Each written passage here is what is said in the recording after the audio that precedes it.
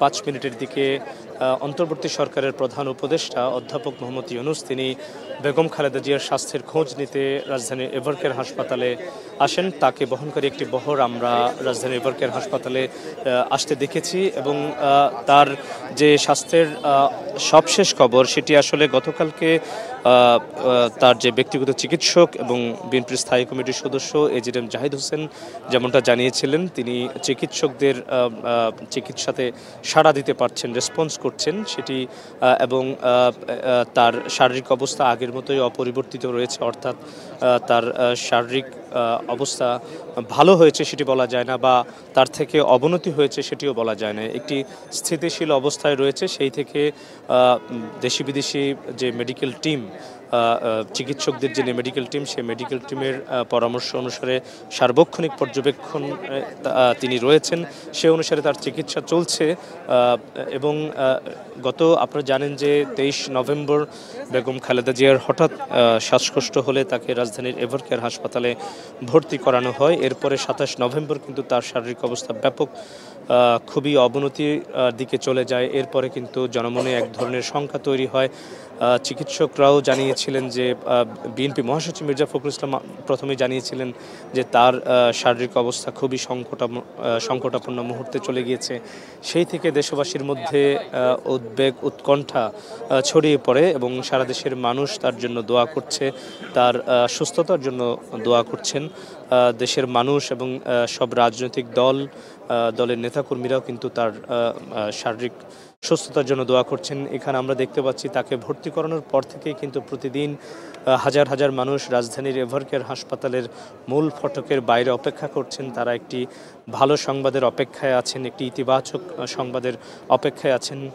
BNP chairperson Begum Khaleda জিয়ার স্বাস্থ্যের উন্নতি হয়েছে এমন একটি খবরের অপেক্ষায় তারা এখন পর্যন্ত আছেন। আজকে সকাল 10:20 দিকে যুক্তরাজ্যের বিশেষজ্ঞ চিকিৎসক রিচার্ড বিল তিনি তার স্বাস্থ্যের সরাসরি তার স্বাস্থ্যের পর্যবেক্ষণের জন্য, দিক নির্দেশনার জন্য, মেডিকেল বোর্ডকে সহায়তা করার জন্য তিনি ঢাকায় নামেন এবং পরে কিন্তু তিনি বিশ্রাম না করেই কিন্তু রাজধানীর এভারকেয়ার হাসপাতালে 11:30টার দিকে আসেন।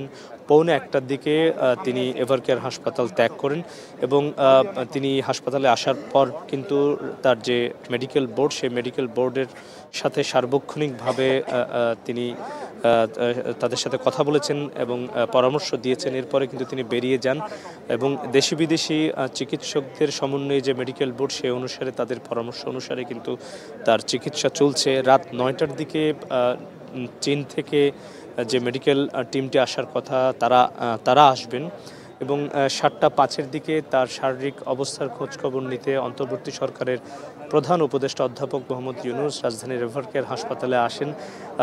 বেগম খালেদা জিয়া যখন স্বাস্থ্যের অবনতি হয় 27 নভেম্বর, এর পরে কিন্তু তার জন্য দেশবাসীর কাছে দোয়া চেয়েছেন অন্তর্বর্তী সরকারের প্রধান উপদেষ্টা এবং সব রাজনৈতিক দলের নেতৃবৃন্দ কিন্তু তাকে দেখবার জন্য হাসপাতালে ছুটে এসেছেন। জামায়াতের আমির সহ এনসিপির নেতৃবৃন্দ এবং ফেসিবাদ বিরোধী সব রাজনৈতিক দলের নেতাকর্মীরা কিন্তু বেগম খালেদা জিয়ার স্বাস্থ্যের খোঁজ নিতে রাজধানীর এভারকেয়ার হাসপাতালে এসেছেন।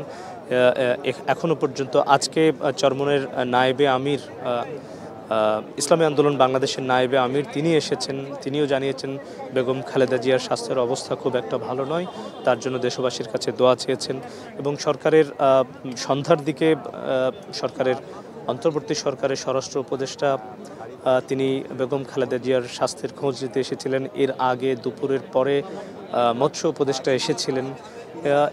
এখনও পর্যন্ত কিন্তু রাজধানীর এভারকেয়ার হাসপাতালের মূল ফটকের বাইরে হাজারো নেতাকর্মী, সাধারণ মানুষ বেগম খালেদা জিয়ার স্বাস্থ্যের একটি ভালো খবর, একটি সুসংবাদ শোনার জন্য, ইতিবাচক খবর শোনার অপেক্ষায় আছেন। তার জন্য সারা দেশের মানুষ দোয়া করছেন এবং বন্ধুপ্রতিম যে সমস্ত দেশ রয়েছে বাংলাদেশের, তারাও কিন্তু তার সব ধরনের সহযোগিতার আশ্বাস দিয়েছেন এবং তার সুস্থতার জন্য দোয়া কামনা করেছেন এবং দীর্ঘ ফেসিবাদ বিরোধী আন্দোলন এবং গণতান্ত্রিক আন্দোলনে বেগম খালেদা জিয়া নেতৃত্ব দিয়েছেন এবং আগামী জাতীয় সংসদ নির্বাচনকে সামনে রেখে জাতীয়তাবাদী দল বিএনপি নেতাকর্মীরা মনে করছেন এবং দেশের সব রাজনৈতিক দলের নেতৃবৃন্দ মনে করছেন তার মতো একজন অভিভাবককে সামনে রেখে তারা আগামীর যে গণতান্ত্রিক অভিযাত্রা, গণতান্ত্রিক রূপান্তর সেটি এগিয়ে যেতে চায় এবং তার সুস্থতার এই মুহূর্তে সবথেকে বড় কাম্য তারা মনে করছেন যে বেগম খালেদা জিয়ার উপস্থিতি আগামী জাতীয় নির্বাচনকে সামনে রেখে একটা বড় ধরনের ভূমিকা রাখবে। বিএনপিও মনে করছে যে সামনে নির্বাচন সামনে রেখে তাকে নিয়ে আগামী জাতীয় সংসদে বিএনপি একটি ভালো রেজাল্ট করবে। আমরা দেখতে পাচ্ছি প্রধান উপদেষ্টা অধ্যাপক মোহাম্মদ ইউনূস এর যে গাড়িবহর সেটি বেরিয়ে যাচ্ছে, অর্থাৎ প্রধান উপদেষ্টা এভারকেয়ার হাসপাতাল ত্যাগ করছেন। তিনি 7:05 দিকে রাজধানীর এভারকেয়ার হাসপাতালে এসেছিলেন বিএনপি চেয়ারপারসনের স্বাস্থ্যের খোঁজ খবর নিতে। গত 27 নভেম্বর যখন তার স্বাস্থ্যের অবনতি হয় তখন কিন্তু তিনি অন্তর্বর্তী সরকারের প্রধান উপদেষ্টা তিনি কিন্তু বেগম খালেদা জিয়ার জন্য দেশবাসীর কাছে দোয়া চেয়েছিলেন, সব ধরনের সহযোগিতার কথাও বলা হয়েছে। তো প্রধান উপদেষ্টা 7:05 দিকে তিনি এভারকেয়ার হাসপাতালে এসেছিলেন।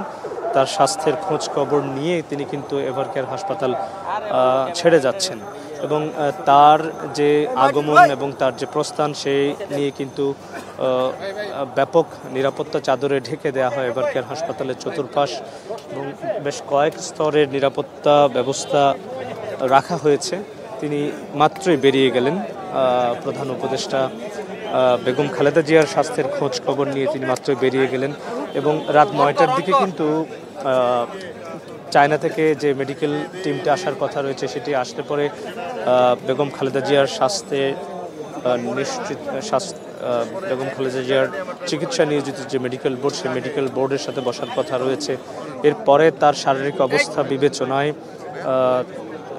তাকে দেশের বাইরে নেওয়া যায় কিনা কিংবা উন্নত চিকিৎসার জন্য বাইরে নেওয়া যদি সম্ভব হয় সেক্ষেত্রে তারা মেডিকেল বোর্ড একটা সমন্বিত সিদ্ধান্ত জানাবেন এবং এই যে মেডিকেল বোর্ডের সিদ্ধান্ত বেগম খালেদা জিয়াকে দেশের বাইরে নেওয়া না নেওয়া এর উপর নির্ভর করছে ভারপ্রাপ্ত চেয়ারম্যান তারেক রহমানের ফেরা না ফেরা সিদ্ধান্ত অনেকাংশে নির্ভর করছে এবং এই বেগম খালেদা জিয়ার স্বাস্থ্যকে তার স্বাস্থ্যের উন্নতি অবনতির উপর অনেক কিছুই নির্ভর করছে, যেহেতু আগামী জাতীয় সংসদ নির্বাচন এখনো পর্যন্ত দেশ একটি অস্থিতিশীল একটা পরিস্থিতি বিরাজ করছে, দেশের রাজনৈতিক টালমাটাল পরিস্থিতি বিরাজ করছে। আগামী জাতীয় সংসদ নির্বাচনে বেগম খালেদা জিয়ার উপস্থিতি এবং তার শারীরিক সুস্থতা ভীষণ রকম জরুরি বলে মনে করছে বিএনপি নেতাকর্মী সহ ফেসিবাদ বিরোধী সব রাজনৈতিক দল। একটু আগেই প্রধান উপদেষ্টা বেগম খালেদা জিয়ার স্বাস্থ্যের খোঁজ নিয়ে রাজধানীর এভারকেয়ার হাসপাতাল ত্যাগ করেছেন এবং সরকারের পক্ষ থেকে কিন্তু সব ধরনের সহযোগিতার কথাও কিন্তু বলা হয়েছে। তারেক রহমানের ফেরার পাশাপাশি বেগম খালেদা জিয়ার স্বাস্থ্যের উন্নতির জন্য যত ধরনের প্রস্তুতি রয়েছে সেই প্রস্তুতির কথাও কিন্তু সরকারের পক্ষ থেকে বলা হয়েছে। তো বেগম খালেদা জিয়ার নিবিড় পরিচর্যায় রয়েছে চিকিৎসকদের, সিসিউতে তিনি দেশি বিদেশি চিকিৎসক যারা রয়েছেন তার মেডিকেল বোর্ড, সেই মেডিকেল বোর্ডের পর্যবেক্ষণে রয়েছেন।